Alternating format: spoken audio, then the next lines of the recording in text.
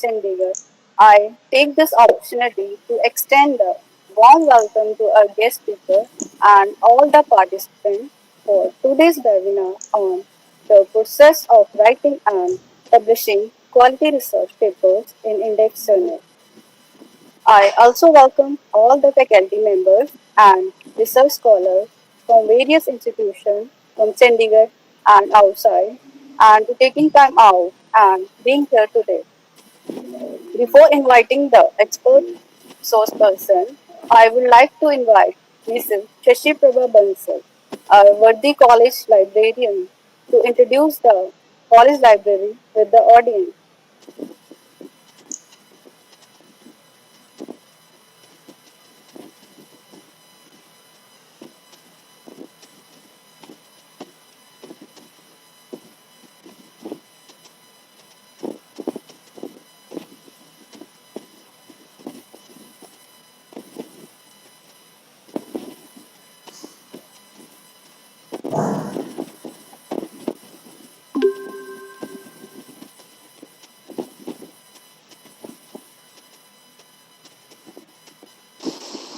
Hello everyone,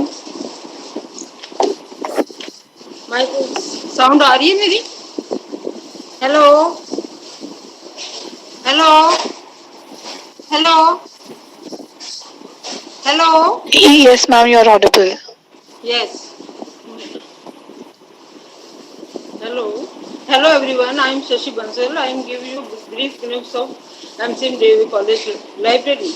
The college library is fully air conditioned, well stocked, easily approachable and Divyang friendly resource center. It is well organized and fully computerized with a collection of 43,500 books, 60 journals of national and international repute, and 51 magazines. We subscribe to 26 newspapers to keep our stakeholders updated and well informed. Computerized with web-centric LSS software, our library has access to its sources via Internet, Telnet, and NDL. Well equipped with web pack and internet facility, our library remains open for our students and staff from 9 a.m. to 6 p.m. Issue and return process is completely executed with barcode scanner. Staff corner enables the staff members to use the library facilities as per their convenience. Students can use their personal books in the reading room. We remain committed to ensure that comprehensive knowledge and updated information is disseminated to all our stakeholders forever. I am thankful to our principal madam for her guidance. I thank my library staff for all the support to make our library well organized learning center. Thank you.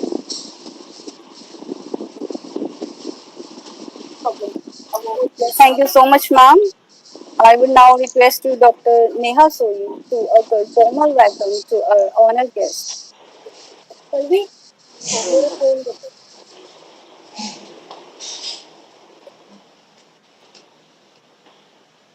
मैंने अपना topic क्या बोलती है?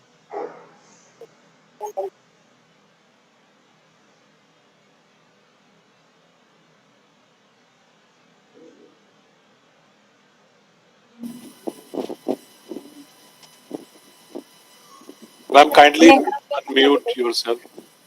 Neha, ma'am, you are not audible to us.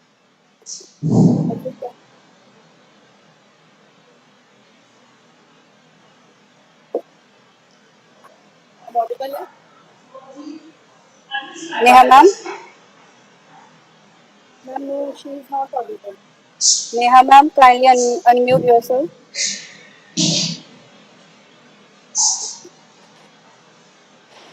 Neha, you are not audible, dear.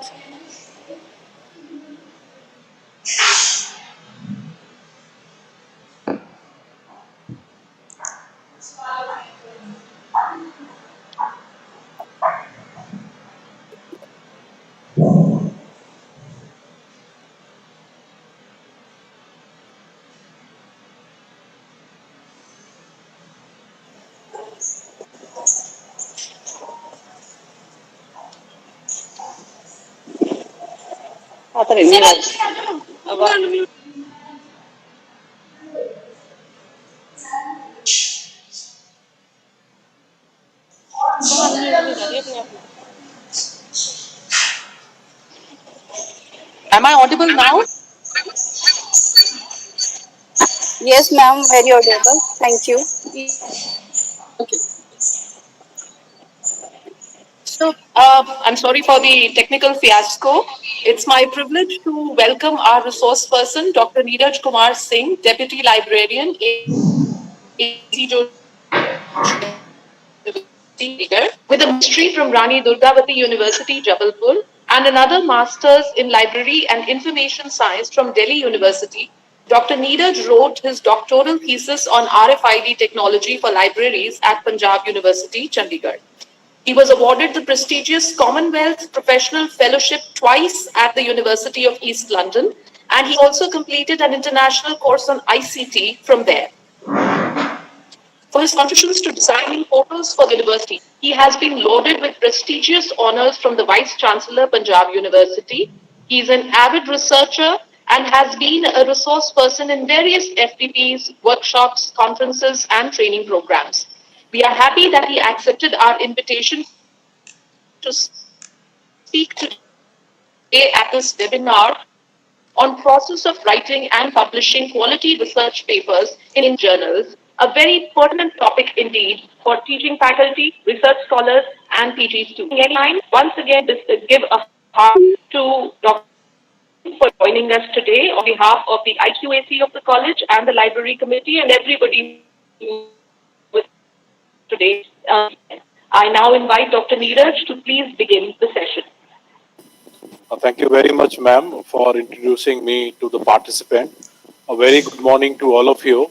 And before I will start my today's lecture, I would like to thank Dr. Nisha Bhargava, a principal of this college, Dr. Vibha Sharma, Chief Coordinator IQSC, MCM DAV College, and the librarian Baljit Kaur for inviting me and giving me this opportunity to deliver today's talk on process of writing and publishing quality research paper in index journals in today's webinar. So as ma'am has rightly said, this is very important area, not only for the faculty member, but for research scholars and PhD and PG students also, because for research scholars, it is not only about submitting your PhD thesis, but before getting your PhD degree from any university. Now it is mandatory for the research scholars to publish certain number of research paper in the UGC Care listed journals, right? And once you start your research work as a research scholars, and if you have published good quality research paper, so this is basically a beginning of your academic career. And once you will become a faculty member, then all faculty member, they know how important is to publish good quality research paper in a quality index journals like Scopus and SCI index journals, right? So with these words, I am going to start my today's session, and let me share my screen with all of you so that you can also see my slide. Okay. If anyone can just confirm whether you are able to see this presentation, then I can start the session. Yes, Yes, sir, sir. yes, sir, we are able to see. Okay. Okay. So today I am going to discuss about how you can write a good quality research paper, and once your paper is ready, how you can publish your research paper in good quality index journal. So what is index journal? Index journals are those journals which are indexed by some of the prestigious indexing databases like Scopus, Web of Science, and in Indian scenario, all the index journals, they are now called UGC listed or CARE listed journals.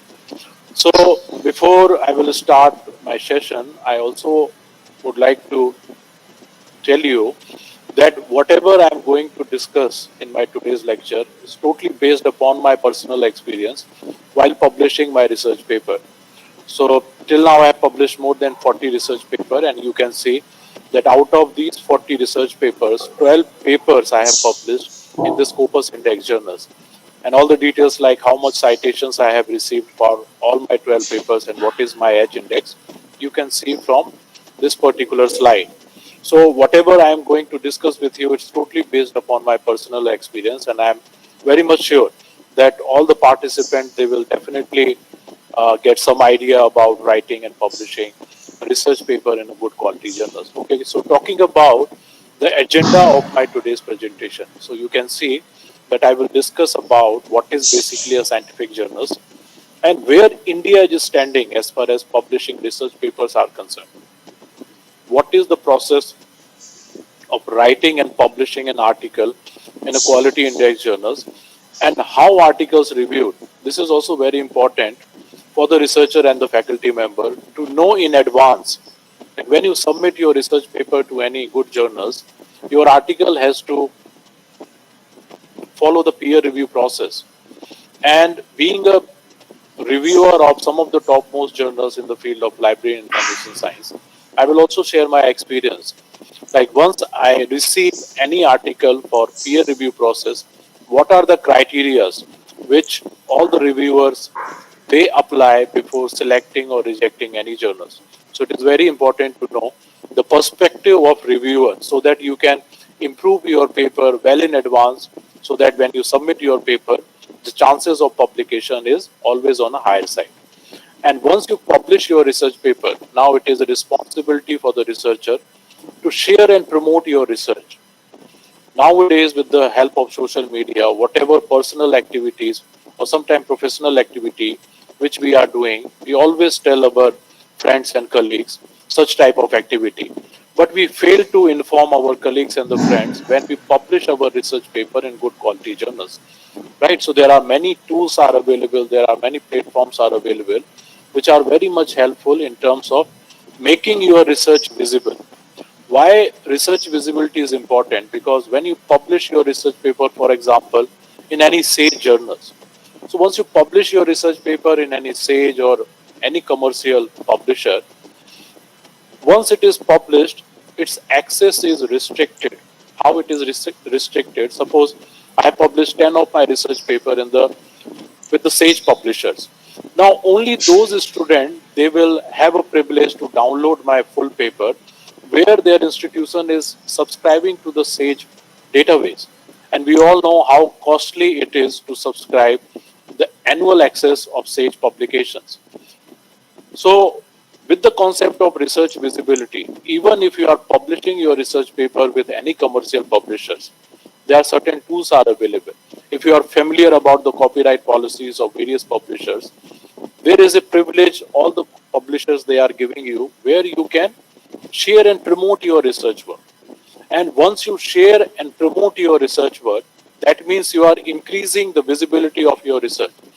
For example, if all your research paper is searchable through Google Scholar, if all your research paper, depending upon the copyright policy, is available through academia.edu via ResearchGate, now through these platforms, you are basically giving access to your research paper to all the researchers across the world. And when they will start downloading your paper, when they will start referring your research paper, and then you will start receiving the citation. Because nowadays it is not only about publishing a good quality research paper, but at the same time, what is the impact of your research on the scientific community is also matter a lot. Specifically, we have seen in university where faculty they apply for the promotion. It is not how much paper you have published. We all know as per the UGC guidelines, we have to publish certain number of research paper. But sometimes the committee they also evaluate what is the total number of citation, what is the H index of the researcher. So all these things they comes under the concept that is called measuring the impact of scientific research. So I will also discuss with you what are the databases available, what are the tools available, which are very much helpful for the research scholars in terms of knowing the impact of your research, right? So this is all I'm going to discuss with you in my 115 hours, lecture. Now, to start with, I think most of us we are familiar about this concept. It is called publish or perish. What is this concept, publish or perish? It's basically a phrase that describes the pressure put on academics to publish in quality journals rapidly and continually as a condition for employment, promotion, or even maintaining one's job. That is absolutely right, because when you start your academic career with doing PhD work, from this stage, the publication process basically will start. So we require certain number of research paper to get our PhD degree awarded. So this is also a sort of a pressure for some research scholar, but for some research scholars, it is about parish, it is about enjoyment, it is about academic enjoyment. Because if you discuss with some of the scientists or serious researchers, they feel very happy when they publish research paper. For such type of researcher, publishing a research paper is not a pressure on them. Basically, they enjoy this process. But for some of the researchers, some of the faculty members, sometimes, you know, we are more focused about doing something else rather than writing our research paper. But with the concept of publish and perish, either you have to publish or perish. It's basically required for all these things like getting a job, getting your PhD degree, even in your promotion also. And we all know what are the benefits of publishing good quality research paper. Now, for academician, it's basically academic pride for them, right? If you are a good researcher, you will be acknowledged by the researchers all over the world. Or if you are publishing good research work in a high impact factor journals, then there are always a probability that some of the professional organization in India or outside India, they will honor you in terms of awards or in terms of some citations. So individually also it's a matter a lot, because once you are in the academic profession, you have to publish your research paper. But even if you think from your institution point of view, now it's all about ranking. Most of the colleges or the universities, they are going with various ranking agencies, whether it is NIRF ranking, whether it is Times Higher Education ranking, whether it is QS ranking. So now it is also a pressure for the institution to remain in top as far as ranking is concerned. And you should be familiar about, if you see the methodology of or the ranking criteria of all these ranking agencies, out of the 100, more than 50% they are giving weightage to institute publications and citations, right? That is why Punjab University, if you see, if Punjab University is maintaining a good rank in the various ranking agencies, one of the major reason is our publications and citations. So these are some of the important benefits of publishing good quality research paper in a quality journals. Now the thing is, what is basically a scientific journals, or what is basically academic journals? Simply the academic journals, they are these are basically a platforms which is given by professional bodies, commercial publishers, universities and institutions, where the researchers, they can publish their research finding so that it can be disseminated to all the researchers across the world. So basically these scientific journals we call as a platform which is developed by publishers or institution. But if you see the history of scientific journals, this concept is not new, although it is a very old concept, and you will be surprised to know that these two were considered as the first two journals which was first published in the year 1665. So you just imagine how old the concept of scientific journals are basically. And first journal which was written in the French language, and the name of this journal was Des Esquivans, and the first English journal, the name of this journal was Philosophical Transaction of Royal Society. So these two journals were first published in the year 1665. And since then, there is a huge number of increase as far as publication of these scientific journals are concerned. And for your information, there is only one authentic source in the world which can give you all the details about the journals published by different countries. And the name of this database, or you can say the name of this source, is Ulrich International Periodical Directory. And as per the data available in this directory, there are more than 3 lakh journals are published by various institutions or various publishers from different countries, right? And there is a very interesting study. Whenever you will have some free time,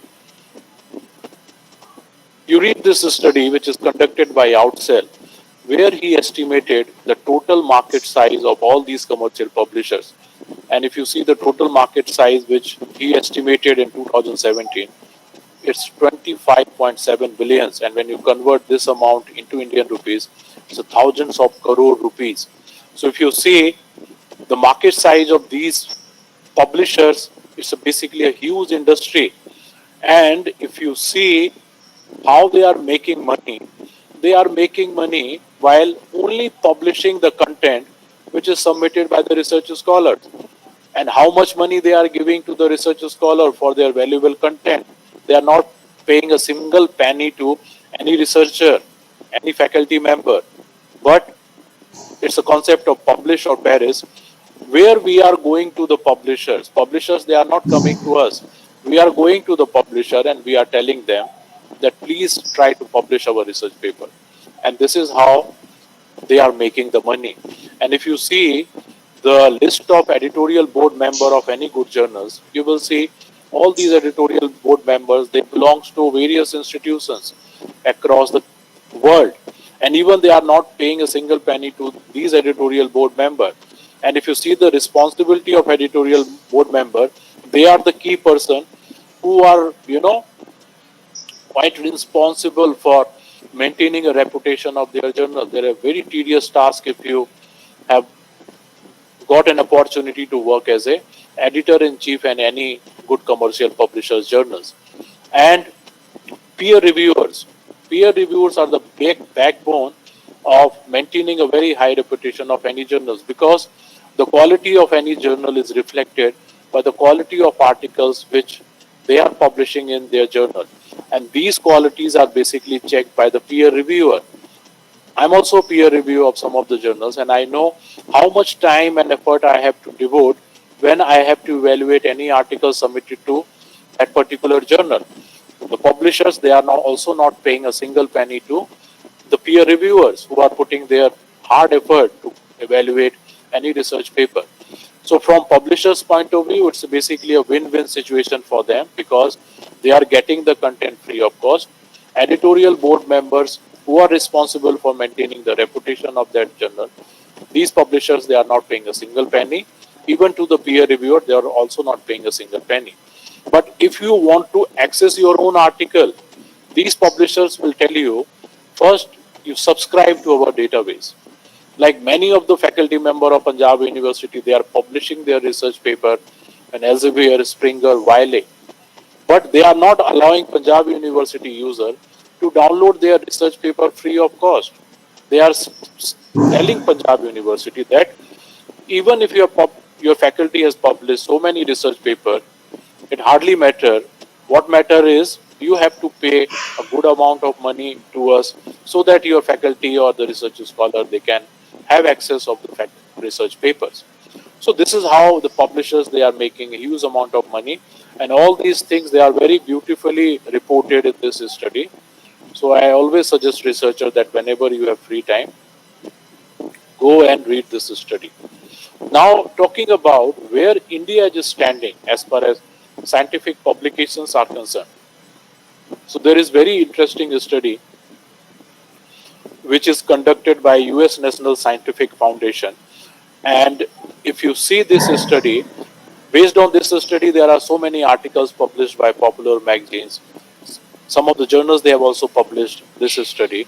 And Press Trust of India, in their official website, they have also uploaded the data last year in 2020.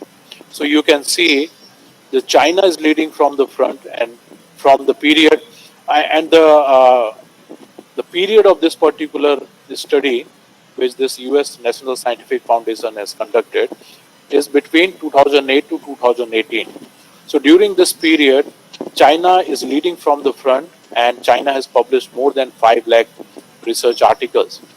At the second position, United States with more than 4 lakh research paper, and India as the third position, where Indian scientists, they have published more than 1,35,000 research papers, right? So these are some of the key highlights, and all this studies available on PTI website also. You can refer later on if you have any interest in reading out this complete study. But some of the key highlights which was reported in this study, which says that for Indian scientists, it is good news that we have done fairly well as far as quantity is concerned. But if you compare the quality of Indian publication with some of the developed country or very small European Union country, we are very, very far behind them.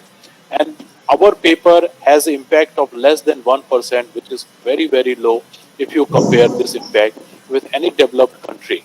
So the main thing which worry for the Indian scientist is we are publishing our research paper, but no one is citing our research paper. No one citing means they are not considering Indian research as a quality research papers. And in this study, it was also reported that high impact factor journals, they accept only 10. Excuse me, I think some of the participant, you have unmuted your mic. So I will request you if you can mute.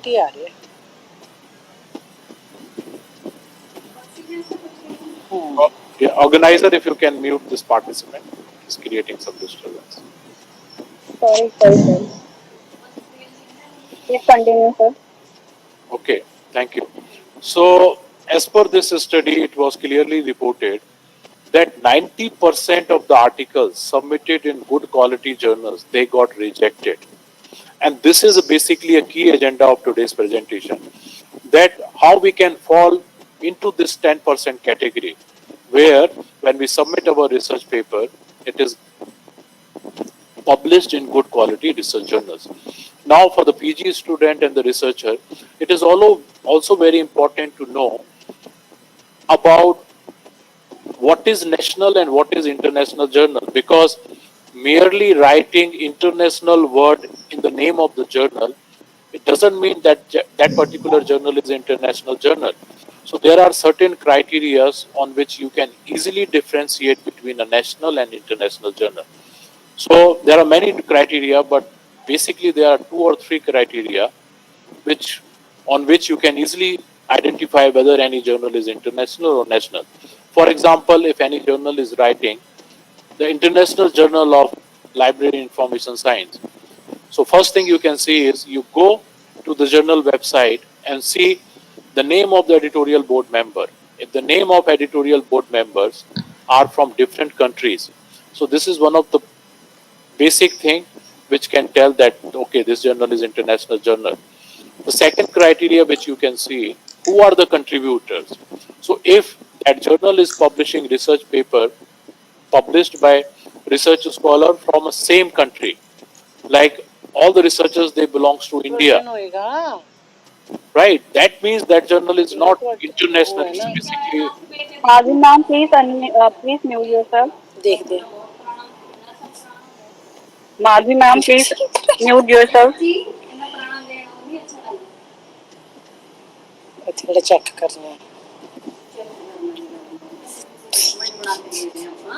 please, ma'am, if you can mute your mic.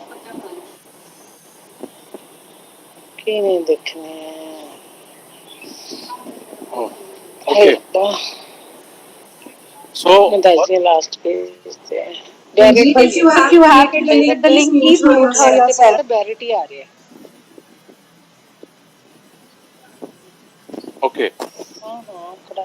So while seeing the list of the contributors of that particular journal, you can identify like if the contributors they are from different country, that means this is one of the criteria which can tell you that this journal is international journal.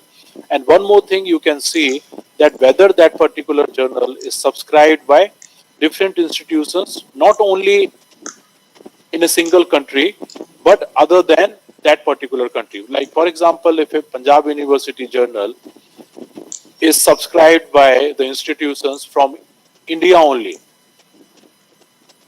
on this basis, we can't say that Punjab University is an international journal. So one of the criteria is that journal should have subscription from the institutions from different part of the world. So these are some of the criteria through which you can easily identify whether any journal is a national or international journal. Now talking about what is the right process of writing a good quality research paper. Now, the first and very important thing is selecting the topic, and this is specifically for the PG student and the research scholars. Even I have seen in my university also, Like some of the research scholar, they go to their supervisor and they ask their supervisor, sir or ma'am, can you please tell me on which area I will work? So rather than asking your researcher or asking your supervisor or teacher, it is always good if you can go to your supervisor having your own field of research which you have identified. So it is always recommended that you select only those areas in which you are truly interested, in which you are truly passionate. Sometimes selecting an easy area will create a lot of problem later on in your research.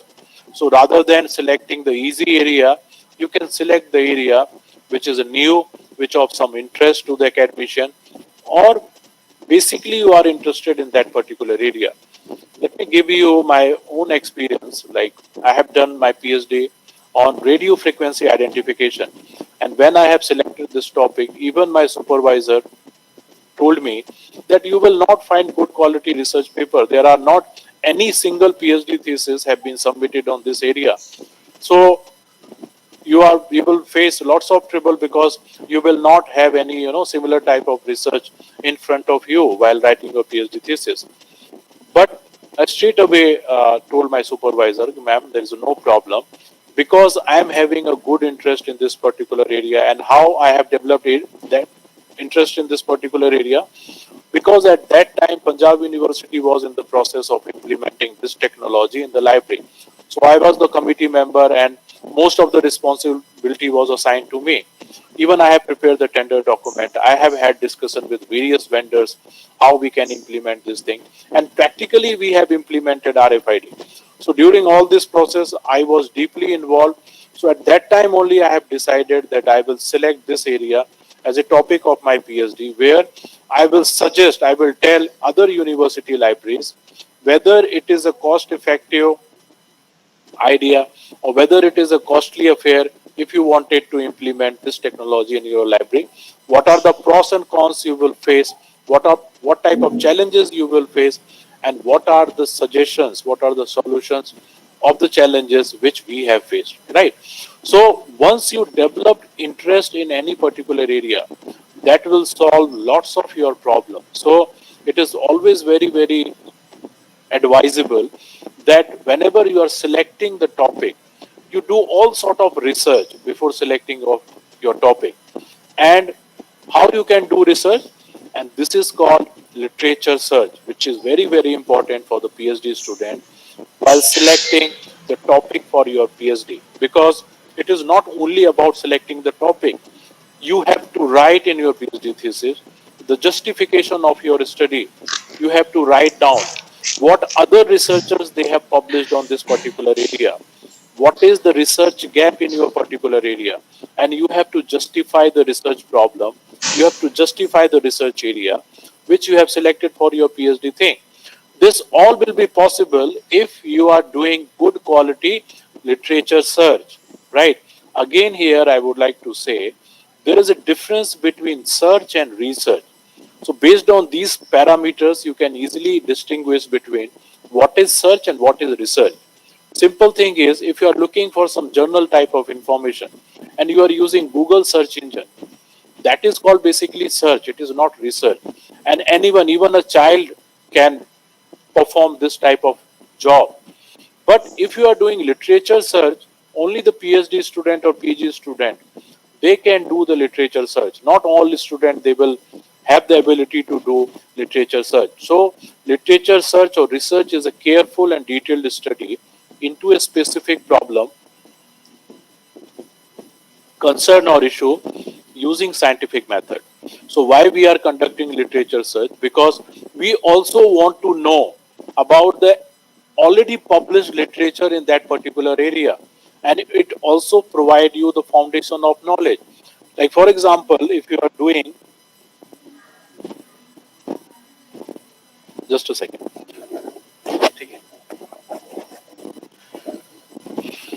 So there is one retirement party in the library, so they just came to meet me. Anyways, so provide foundation of knowledge or topic. Like for example, you have selected RFID or stem cell. Now it is very important to understand ourselves about this particular area.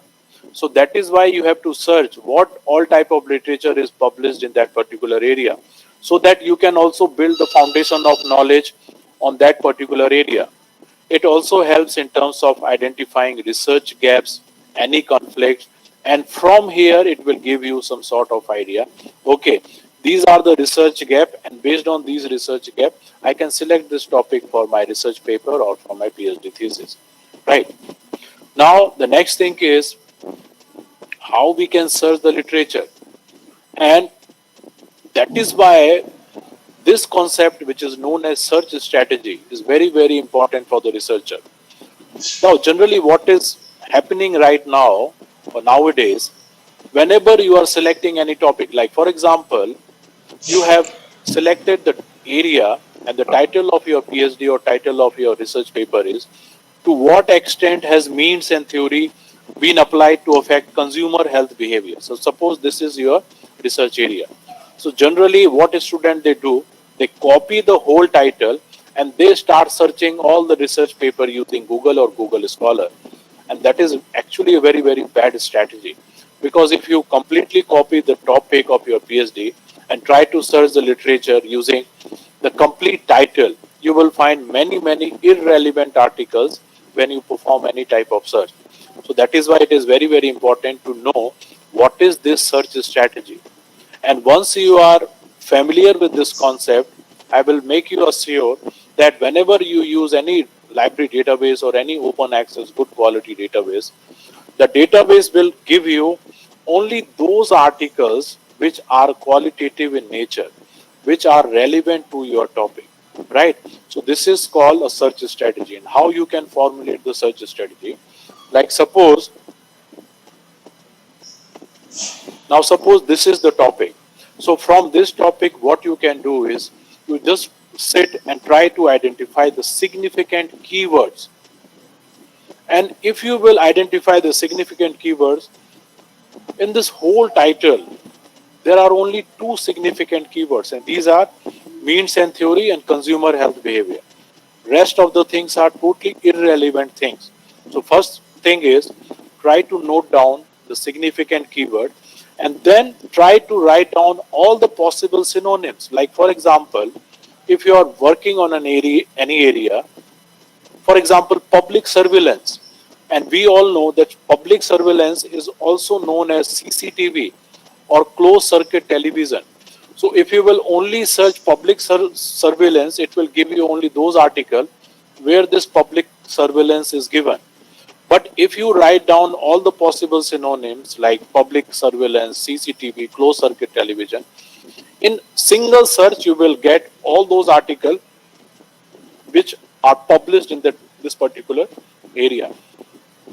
So once you identify the significant keyword, you consult any good standard thesaurus and try to write down all the possible synonyms.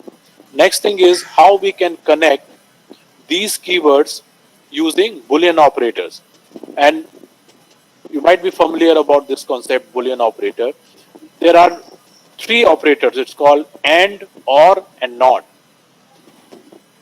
Broadly, AND or NOT are basically used by the researcher.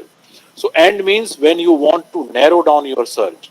Like if you connect all these keywords using AND operator, it will give you only those articles where all these keywords are present. So whenever we are connecting the keywords using AND operator, that means we are narrow downing our result. And when you want to broaden, like for example, public surveillance or CCTV, so it will give you a result where public surveillance is there and where CCTV is there. But if you combine with AND operator, in that case it will only give you article where public surveillance and CCTV, both these keywords are present. So this is called search strategy. So before using any library database, first you try to formulate this search strategy. And once you are done with doing this type of or formulating search strategy, within a single search, you will find all the relevant literature which is relevant in your area. Now the question is, from where we can search the quality research paper? Now, for universities, because for colleges it is very difficult to subscribe Web of Science or Scopus, because these two are considered as the well-known indexing citation database, where if your university is having access, your college is having access, there is no need to visit any other database, because when you search your article in these two databases, that means you are searching the article which is published over 60,000 journals and 60,000 quality journals, right? So later on, it will be difficult for you to sort top 10 or top 20 or top 50 articles in that particular area. But suppose if your institution is not having access of Web of Science or Scopus, in that case, instead of using Google, you can use Google Scholar, because Google Scholar is indexing only scholarly content. There is another database, it's called Oster.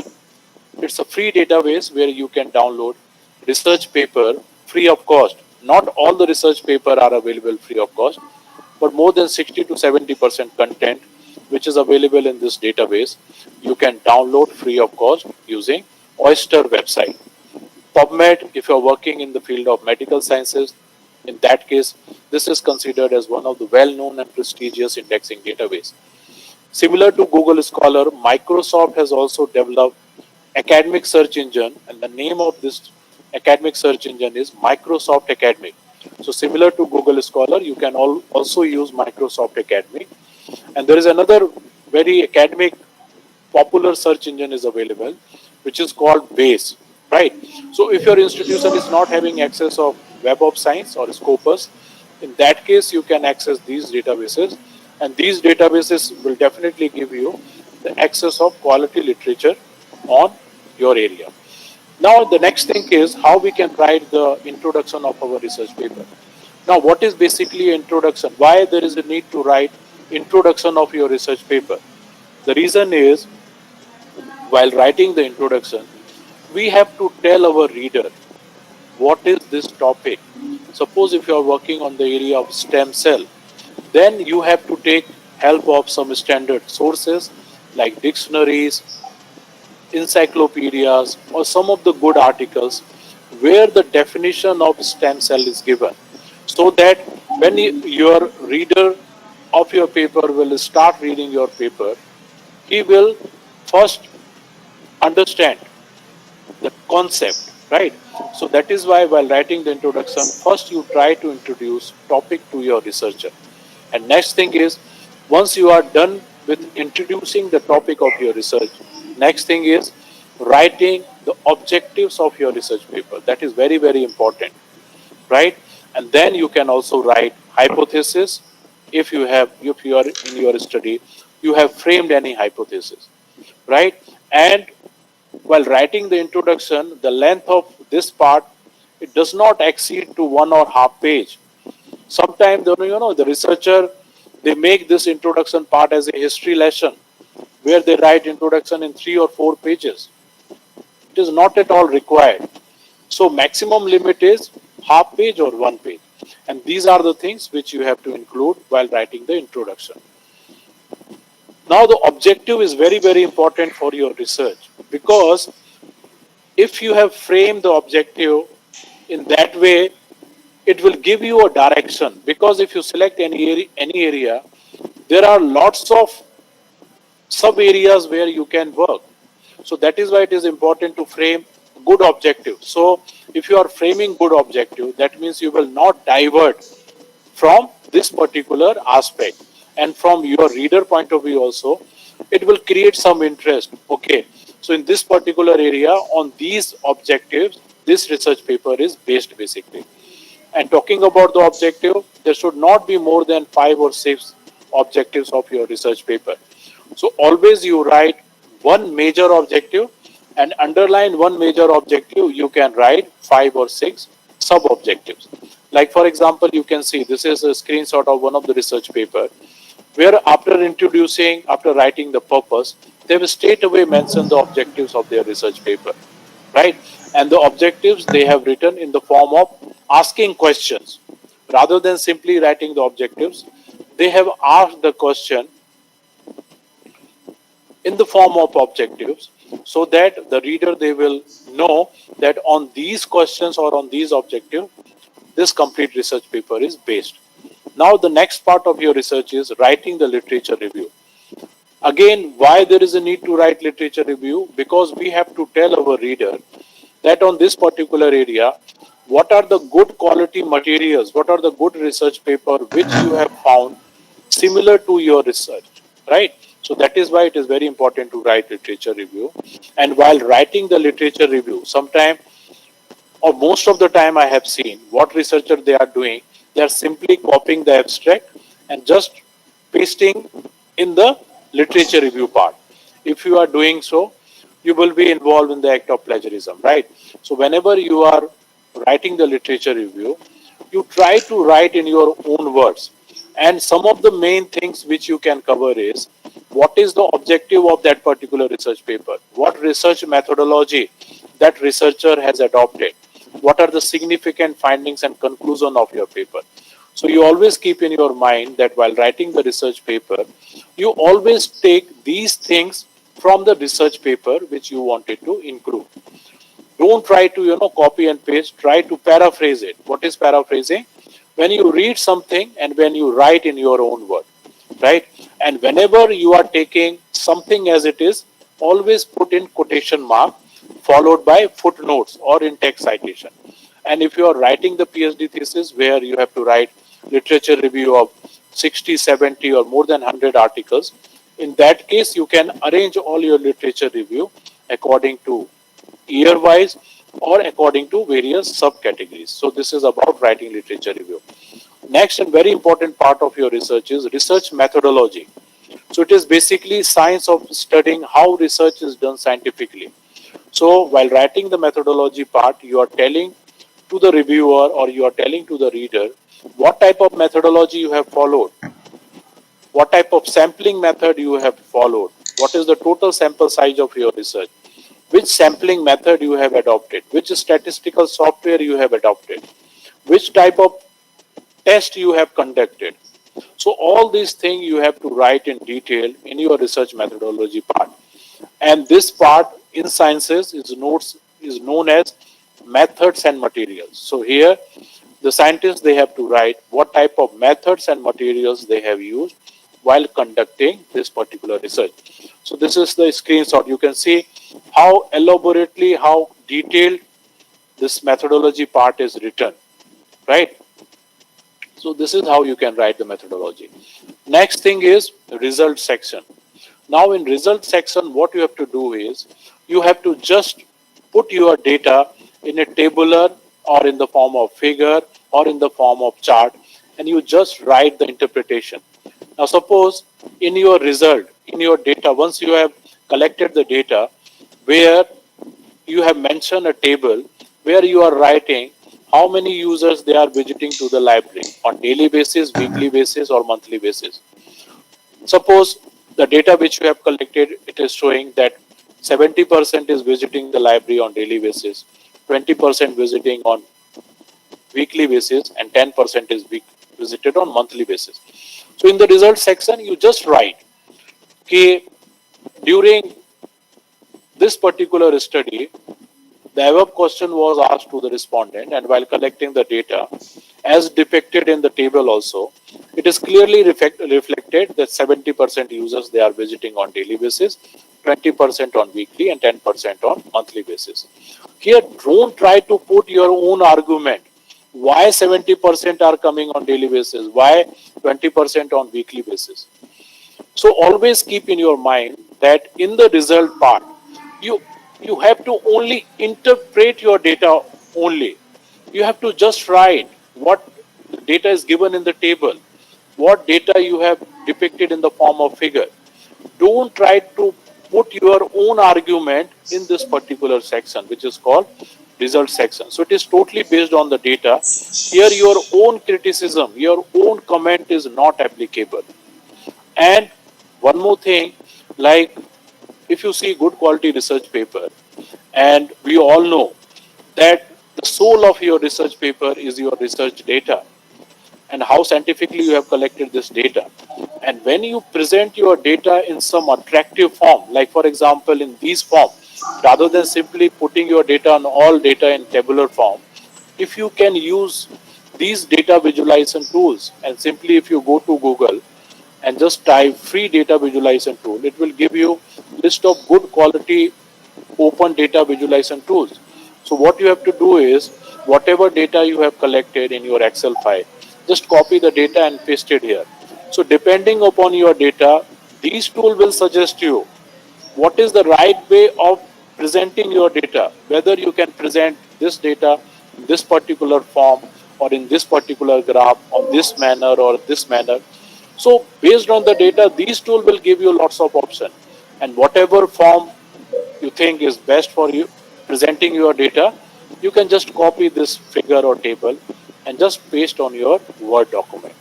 So always use help of these data visualization tools so that you can make very good impression while presenting your data. The next thing is writing the discussion and conclusion part. So discussion is an area where you can put your own thoughts. Here you can give value addition to your data while putting your own criticism, while putting your own comment. And in the discussion part, one thing also you can do is whatever data you have presented in the literature review part, you can correlate that particular data with your findings, and you can write in your conclusion how your research is unique with the existing literature. So in the discussion part, always try to make comparison about your data with the already published data, right? And in conclusion, basically you can summarize all your research finding. So this is called basically a proper structure of any research paper. Now, after writing this, then you try to frame the title of your paper. Generally, we write title first and then we start writing the paper. But the best practice is first you write your paper and then you identify which is the most appropriate title for your paper, which can tell all the things about your research paper. So in title, these are some of the things like don't make your title too lengthy. Don't try to use abbreviation in the title. Like for example, if you're working on RFID, don't write RFID, write radio frequency identification. Because the title is the first element which any editor or peer reviewer see when you submit your research paper. So title basically is a starting point of making impression of your research paper. And the next thing is writing the abstract. And let me tell you here that if you are writing your abstract in a beautiful manner, in a scientific manner, there is always a possibility of acceptance of your research paper in good quality paper, because based on the title and abstract, most of the things, the the editor or the reviewer, they make up their mind. Okay, so these are the key things which you have done in your research.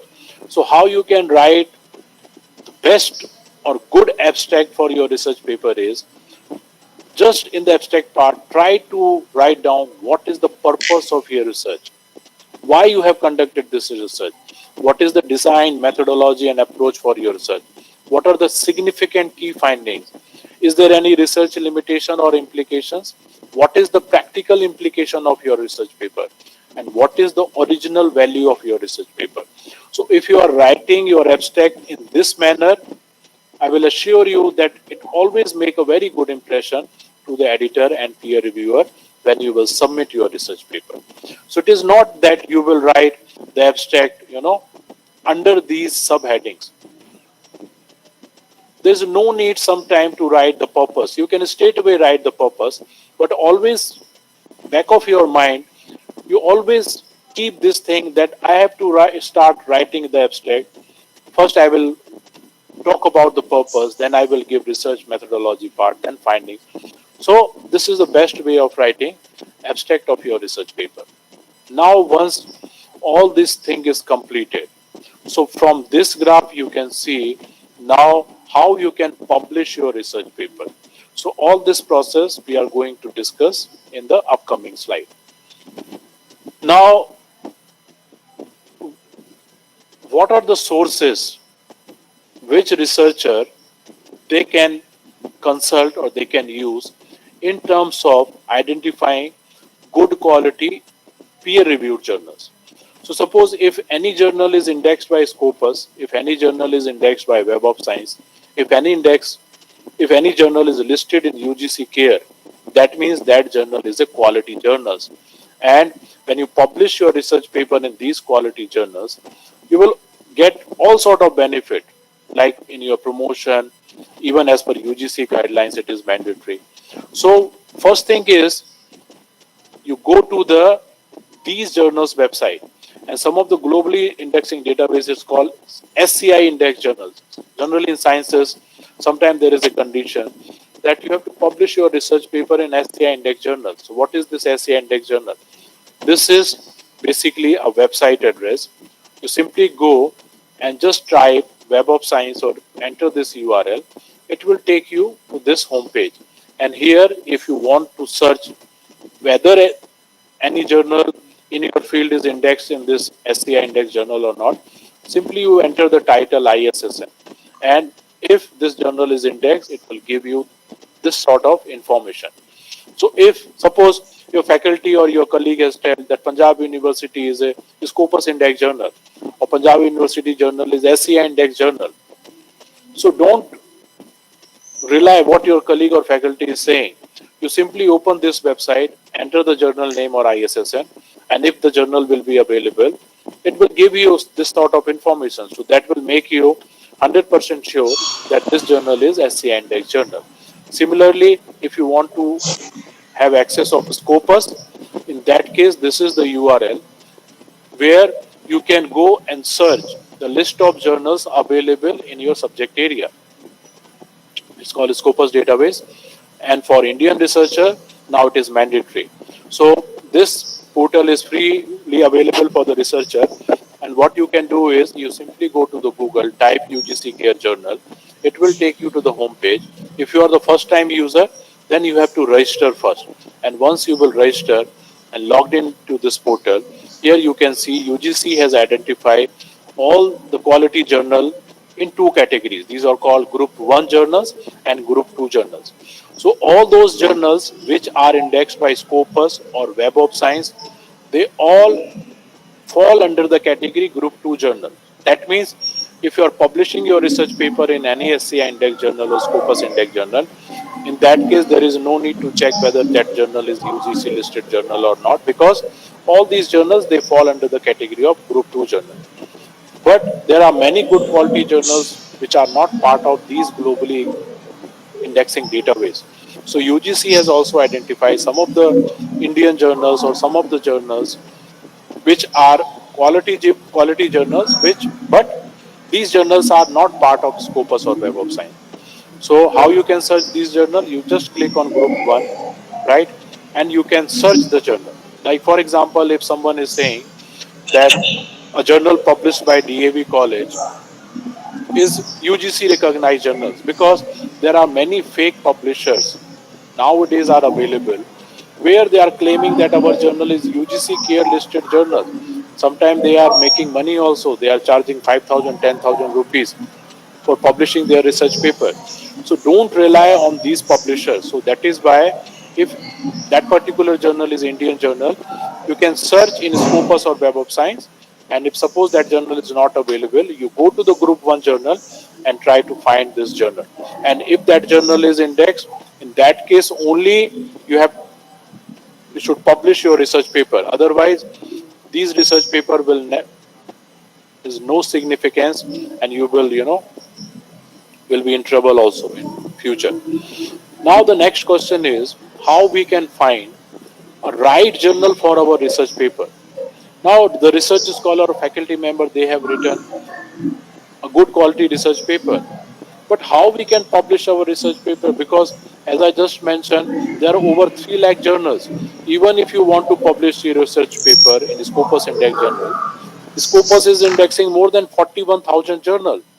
And if you search Scopus in your subject area, what are the journals available? You will find there are 300 or 500 journals are available. So how to select a single journal out of 300 or 500? For this, there are many good tools are available for the researcher, which will help them in terms of identifying the right journal for their research paper. One of the very important tool, like for example, you want to publish your research paper with Elsevier publisher. In that case, what you can do is you simply go to Google, type Elsevier journal finder. It will take you to the home page. Here what you have to do is you just enter the title, abstract and keyword of your research paper and select the field of your study. Like for example, in this manner. So based on your title, abstract and keyword, it will give you a list of possible journals where you can publish your research paper. It will also give you in advance what are the chances of acceptance of your paper. Like for example, if you publish this article in Journal of Informatics, there are only 18% of chances. So before selecting any journal, you can always take help of these tools so that you will come to know well in advance, like the journal which I am selecting for my research paper, what are the possibility of publishing my research paper. So depending upon your title and abstract, it will give you a list of journals and it will also tell you what is the expected time period. It will tell you that if you submit your research paper in this journal, it will take 4 weeks to give first decision, and further it will take 3 more weeks for publishing your research paper. So suppose if you want to publish your research paper in this journal, you always make up your mind that at least it will take 7 or more than 7 weeks to publish your research paper. Similarly, if you want to publish your research paper in Wiley Journal, so Wiley, they have also developed this platform. It's called Wiley Journal Finder, where what you have to do, simply you just copy and paste the abstract and it will give you a list of journals. Similarly, Springer, they have also developed the journal suggester. Same thing you have to do and they will give you a list of journals. But if you are not specific in publishing with Elsevier, Wiley or Sage, you just want to know what are the journals available in the world where I can publish my research paper. So in that case, is a very important website is called Idange. So simply go to Google Idange and from here select journal suggester, copy the title and abstract, like for example, as per this, and it will give you a list of the journals. So these tools will definitely help you in terms of identifying the right journal for your research paper. EndNote Match is again a tool which will help you in terms of selecting the good SCI journal for your research paper. Now, once you have identified the journals, next thing is preparing your paper. It is not only about, I have selected the journals and whatever Word document I have made for my research paper, you submit that particular format. If you will do such type of activity, you will immediately receive a desk rejection. What is desk rejection? The junior editors, they will see, okay, the author has submitted the paper which is not arranged according to our template or our style. So without referring your paper to the peer review, they will automatically reject your paper. That is why it is very much important that once you select the journal in which you want to publish your research paper, you go to the instruction for the author's page, and there they have clearly mentioned that how you have to arrange paper. Like for example, if you want to publish your research paper with any IEEE journal, in that case you have to arrange your paper in this particular format or in this particular style. And to help the faculty and the researcher for arranging all your paper according to different publisher style, there is very good software is available. It's called LaTeX, right? Even I am using this software and I don't have to bother. I use this software and simply write my paper. And when I select the Springer template or Wiley template or Sage template, this software will arrange my paper according to that particular publisher style or that particular journal style. So if you are writing your research paper using LaTeX, that will always help you in terms of arranging your paper into publisher's style. Now, 50% of the articles they rejected by the editors because of the poor English language. And for Indians and for other developing country researchers, English is not our first language. Now, for example, if your first language is Punjabi or Hindi, and if someone is saying to you, write down 5 pages in Hindi, in that case, I don't think you will take help of anyone or you will face any you will have any less confidence in writing your research paper, because this is your language, this is your primary language. But for many researchers, English is not our primary language. So that is why we always feel less confident while writing something in English language. And that is what is generally happening when you submit your research paper. So just to avoid these poor communication skill while writing your research paper, there are some tools are available like Grammarly, Hemingway Editor. So these tools, I'm not saying these are 100% accurate tool, but definitely they will help you in terms of making your paper according to good English language without any grammatical mistake, right? You can take help of these tools, or if you know someone who is having good command over English language, for example, if any faculty is teaching English in some good college or university, you can always take help from them. But it's always depend how much you are having a close connection with this particular faculty, right? So there is no harm. Sometimes if you have to pay for your research paper just to improve the communication or the language part of your paper. Otherwise, if even if your study is very good, but it is not written properly as per the English language, you will receive a rejection from the editor. Now submit a cover letter. And generally, I've seen that many teachers, many researchers, they are not familiar about the concept of cover letter. This I can tell you with my own personal example. Last year, I've submitted my paper in one of the good quality, high impact factor journal, which is indexed by Scopus, and it is one of the topmost journal in the field of library science, which is published by American Library Association. So when I submitted my paper, within a 2 days, I got rejection. So I was very disappointed because I have used all my skills. I have used different platforms, just to make my research a quality research. Even I use these tools to select this particular journal. Even after getting a rejection from the editor, I have again written a very good email along with the cover note. So what is cover note? In the cover note, you mention the title of your research paper, and you try to convince the editor why you want to publish your research paper in this particular journal. So, while writing the cover note, you always keep in your mind that you are selling your research paper to the editor. So, if you are success to convince the editor with the help of cover note, in that case, the half battle you will win. Because once the editor is convinced, then 50% thing is over. Now remaining 50% is depend upon the peer reviewer. So it is always very, very advisable. Always write a cover letter along with your. So this is the reply. After writing the good cover letter, the editor has written an apology mail to me that I was very harsh in my original decision, first decision. Now, while reading the cover note of your research paper, I am referring your research paper to the peer review committee. And after that, my paper got published in the same journal for which I got desk rejection. Then adding research data, specifically if you are doing some scientific study, you can submit your research data along with your research paper, because there are some cases where data manipulation, data fabrication was reported. So just to avoid this thing, you can submit your research data along with.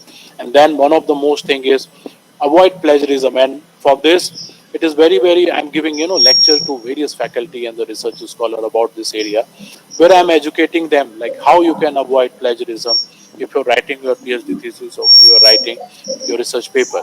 So the golden rule to avoid plagiarism is cite everything which you have consulted. There is no harm in citing the different resource papers, because as per 2018 UGC regulation, there are very, very strict penalties for researcher and the faculty member if you found guilty of doing plagiarism, right? Now the most important thing is, once you submit your paper, on which parameters your article is reviewed. So there are three types of peer review.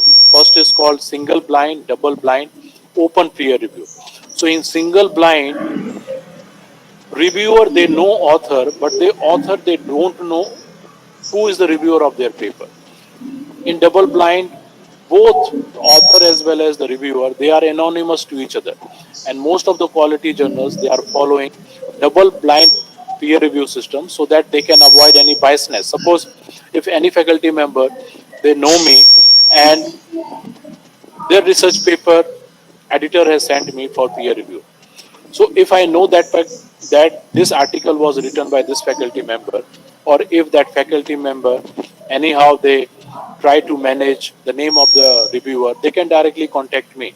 So in this case, there might be chances that I will be biased while giving my opinion about that particular paper. So that is why, just to maintain the quality of the research work, most of the journals they are following double blind peer review process. So double blind means reviewer they don't know who is the author, even author they don't know who is the reviewer of your paper. Another category is called open peer review, where both they know each other who is the thing, right? So these are some of the stages, like stage 1, stage 2, stage 3, and peer review. So when you submit your paper, it is reviewed by junior editors, and then sub editors, and then the editor of chief. And most of the papers they got rejected in these two initial stages, right? 80% it is saying they got rejected in these two stages. That is why whatever things I have discussed with you, if you are following these things, there is always a chance that you will not receive desk rejection. Your paper will definitely go at the stage third, where it will be reviewed by editor in chief. And once it is convinced by editor in chief, then it will send to the peer review process, right? So this is how this peer review basically works. And these are the parameters which are common for every publishers. First they evaluate your paper, whether anything new is written in this paper or it's just a repetitive work. So you should be very careful. You always write that this is something original which you will not find in any research paper. Then relationship to the literature, how well you have written the literature review part. Then the research methodology, how detailed, how clear cut your research methodology is. Result, where you have used some sophisticated tool in terms of presenting your data in an attractive manner or not. What is the communication, what is the language part of your research, whether your research is having any importance to the society or to the subject domain, or is there any practical implications. So these are some of the important parameters on which the reviewer they evaluate your paper. And once your paper will be evaluated, then definitely you will receive some comments from the editor. Now for example, this is one of my paper, and you can see that within this paragraph only there are 5 or 6 comments by the reviewer. So I have to read each and every comment, and I have to modify, I have to make the changes, and I have to reply in this comment box that these things have been resolved, or I have made the changes as per your suggestions, right? So you have to address the comment of the reviewer very carefully. These are some of the tricks you can avoid rejections when you submit your research paper in a good quality journals. Follow the editor. Like sometimes the faculty, they are very smart. What they do, first they see who is the editor in chief of that particular journal, and then they try to search his own research paper. And if you will find that editor is having the similar area of research interest on which you are also working, try to make one of the research paper as a base while writing your research paper, and give citation to most of the research paper published by this particular editor. So this is the first trick. Second thing is use latex software, or you arrange your paper according to that journal template style. Language edit, before submitting your paper, you always make sure that there is no grammatical mistake, or your paper is not written in poor English language. Present your data in a very attractive manner. Submit a cover letter. Work on writing good quality abstract, and also see you are not doing any act of plagiarism in your research paper. So these are some of the tips and tricks through which you can avoid the rejection when you submit your research paper to any journals. Now, in the Nature and even in the many good research paper, it was highlighted that there are many predatory journals are available. So it is always advisable for the researcher that if you have selected any journal where you want to publish your research paper, this is the URL.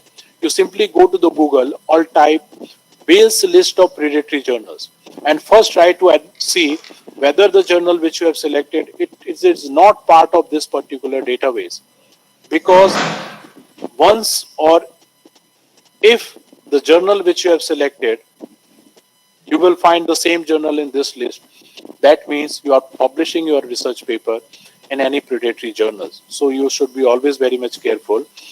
And if you simply go to Google and type journal evaluation rubric, so this is the template on which you can evaluate any journal, whether that journals fall under the category of good journal, fair journal, or poor, depending upon the total numbers based on these parameters.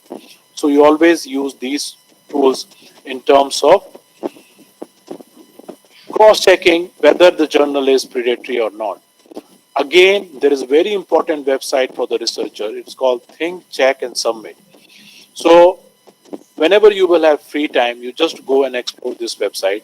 This website will tell you what are the things which you have to think before writing the research paper.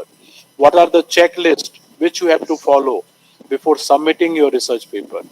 And after submitting the paper, what are the things which researcher has to do to make their research visible. That is why once you will publish your research, it is time to promote and share your research. But it is not like that even if you publish your research paper in Nature Journal, and you can download the paper and upload your paper, full text paper in ResearchGate website. It is totally violation of copyright. So that is why to know the publisher's copyright policy, there is a very important website, it's called Sherpa Romeo. So Sherpa Romeo will tell you whether publishers they are allowing you to upload your research paper in any open access repository or not. And for your information, your paper is having three parts. These are known as preprint, postprint, and publisher version. So what is preprint? When you first time submit your paper, and the preprint version you can make it full text available through any platform because there is no copyright violation in that case.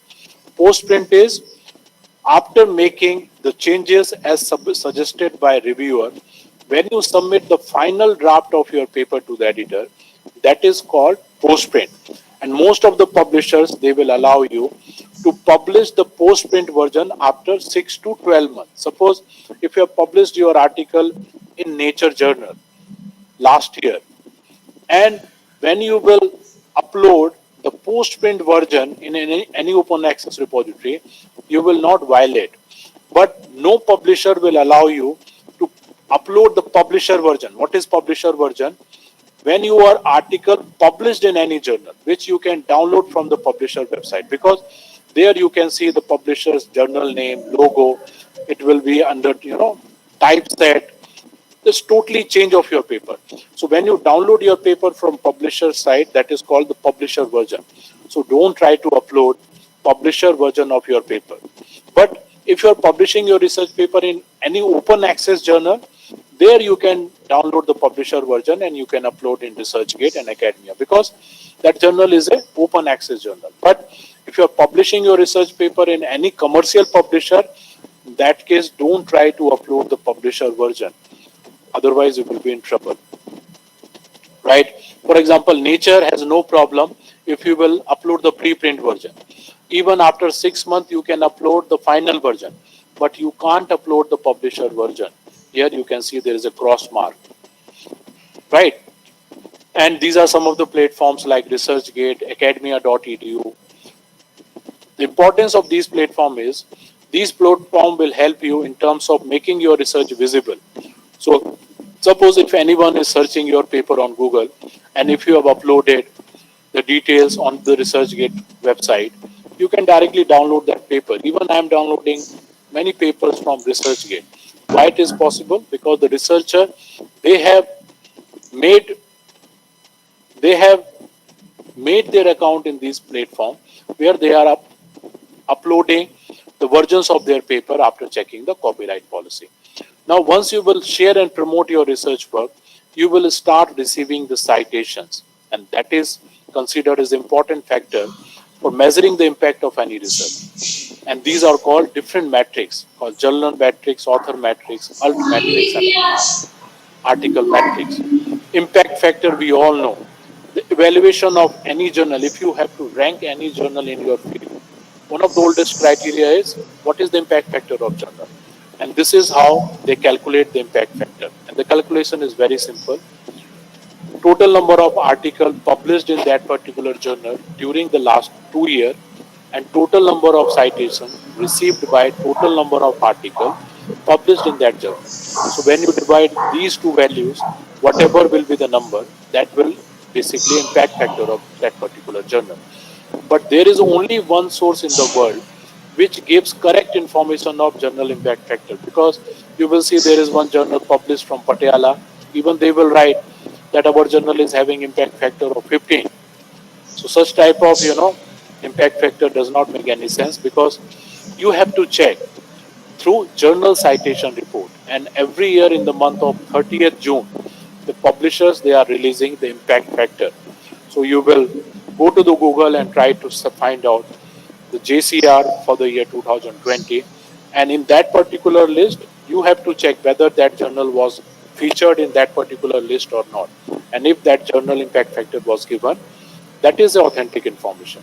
Similar to impact factor, this is called 5 year of impact factor, and the difference is here we are taking 2 year window, but here we have to take the 5 year impact factor. Sometime it is required when you apply for some fellowship or some grant, they will ask you that whatever publication you have published in different journals, what is the impact factor of that particular journal, and what is the 5 year impact factor of that particular journal. Similarly, Scopus, they have also developed a criteria where you can rank any journal, where we can see which are the top 10 journals in your area. H5 index is again a parameter which is developed by Google. The higher the number of H5 index, the quality is reflected through this index.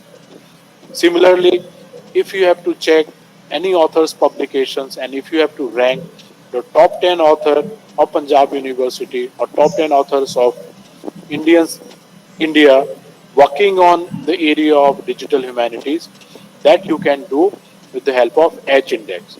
So there is no manual calculation you have to do. If your institution is having access of Scopus or Web of Science, these database will automatically calculate the H index, and they will tell you. Higher the H index, the higher the reputation of that particular faculty member. Microsoft Academic, for example, your institution is not having access of Scopus or Web of Science, and you want to check what is the citation and impact factor or H index of your paper. In that case, simply go to the Microsoft Academic and you can search, like for example, B.S. Gumman. He is from Punjab University. Earlier, he was Vice Chancellor of Punjab University, Patiala. So you can see all the publication and citation details. I-10 index is basically a parameter which is developed by Google, where even in Google Scholar you can create your profile and you can make all your research visible. And once you will make your research visible, you will start receiving the citation of your research paper. So Google will also tell you that this is the total citation, this is the H index, and this is the I-10 index. So suppose if it is giving H index 8, that means out of my total paper, there are 8 papers which has been cited at least 8 times. I-10 6 means out of my total paper, there are at least 6 papers which has received 10 or more than 10 citations. So this is how these metrics, they basically tell about the impact of your research. Alt metric is a new concept which will tell you what is the impact of your research on social media. How many persons they have tweeted your research paper, how many papers they have uploaded your research paper on Facebook. So whatever social media platforms are available, and if someone is sharing your research paper using any social media, that is called altmetrics, and that you will come to know with the website is called Dimension. So if you want to check what is the impact of your research on social media, with the help of this website, it will tell you about these metrics. It will give you a detail how many persons they have tweeted, how many people they have uploaded in their blog, how many people they have shared your paper through Facebook account, right? So this is all about my presentation. But still, if you are having any query, you want to ask me anything, you are most welcome.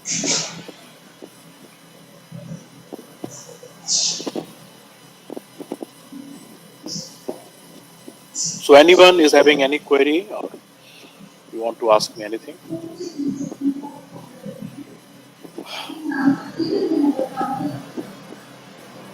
Thank you, sir, for your insightful presentation and sharing your vast knowledge on scientific journals from history to present scenarios and various aspects of quality research paper. Now, I would like to request all the participants to kindly ask any question. If anyone have any query, they can post it in chat box.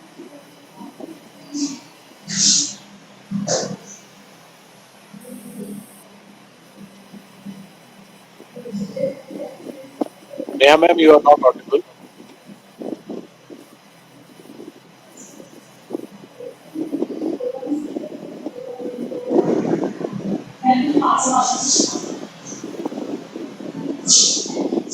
Okay, sir, I have a one question.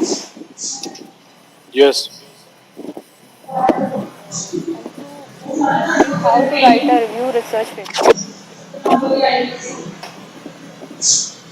How to write review research paper? It's almost the same thing, when you see the different type of research work, there are case studies are available, conceptual paper is available, sometimes we write review paper.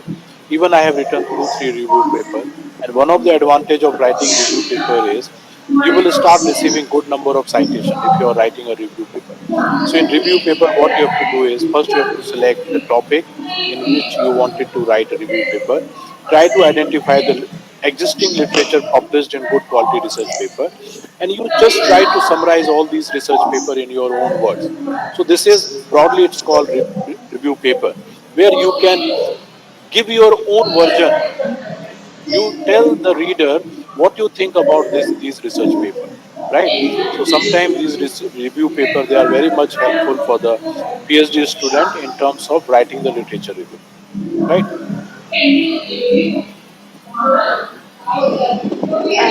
Good afternoon, sir. Am I audible? Yes, yes, you are audible.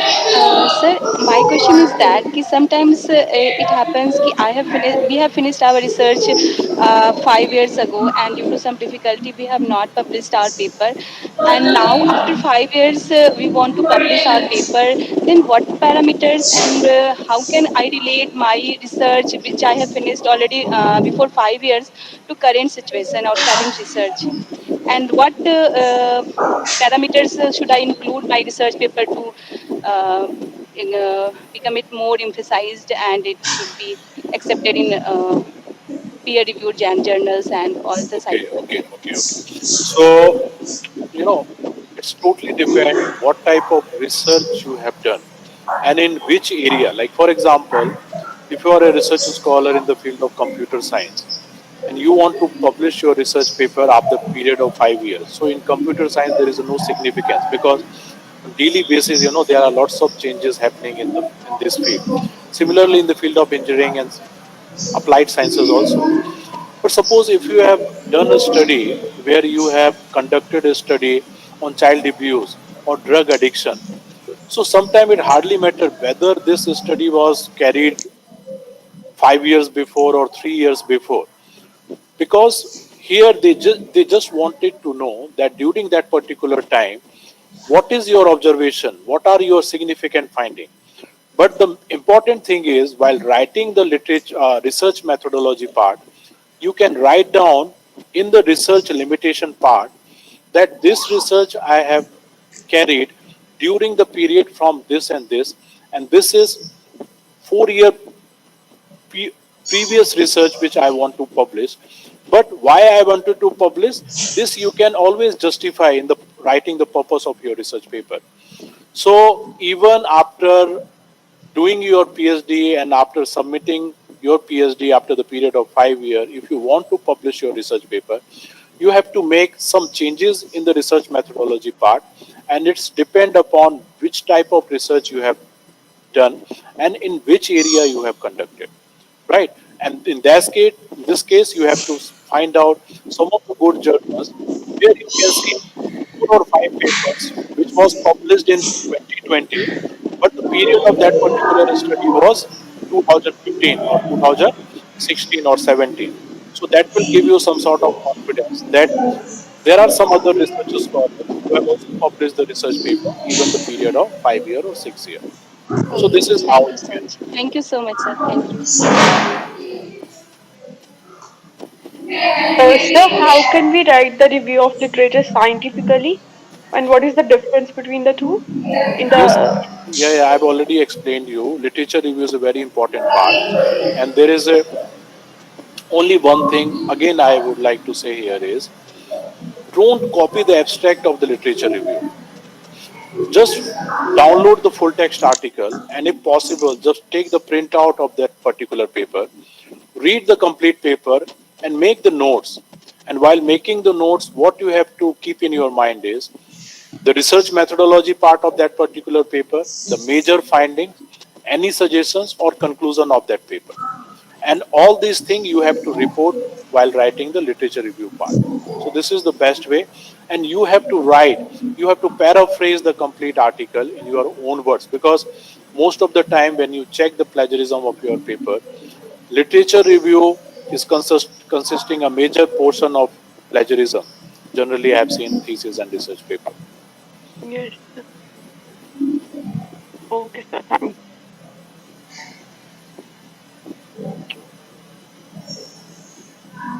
and one more thing, sir. Can we get the recording of this particular session? I think recording is still going on. Organizer will Recording, and there is a YouTube link which was shared in the brochure also, so you can access the whole thing again out there. Okay, thank you, ma'am.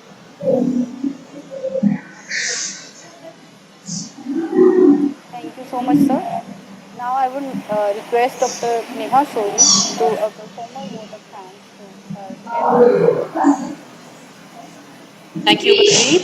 As we come to the close of today's event, it is my duty to deliver the formal vote of thanks. I thank Dr. Neeraj Kumar Singh for giving our participants very relevant information about writing research papers which are publication worthy, and also about improving our research visibility and research viability as well. Dr. Singh has given very practical and useful tips for improving the quality of research, and I'm sure that our participants must have found the session helpful. I would also like to thank our principal, Dr. Nisha Bhargav, for being our constant patron and guide. My gratitude to members of Internal Quality Assurance Cell for organizing this event and the library committee for executing it. I thank all our faculty members, our research scholars, and students and participants who have joined us today and made this event a success. I must ask everybody to please switch on their cameras very briefly so that we can have a commemorative picture before we close. Could we have everybody please switch on their cameras?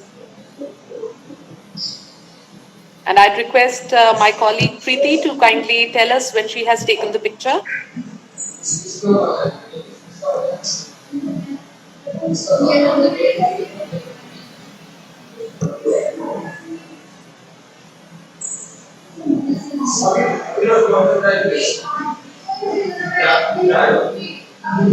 Done, Neha. Thank you. Thank you.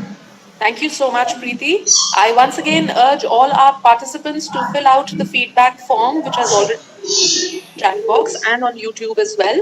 And please ensure that you give your details properly. Certificates will be issued according to the feedback forms which are received. Once again, a big thank you to Dr. Singh for joining us today and for everybody who has participated in this event to make it a success. Thank you so much. thank you. Thank you, sir. Thank you. Thank you, sir.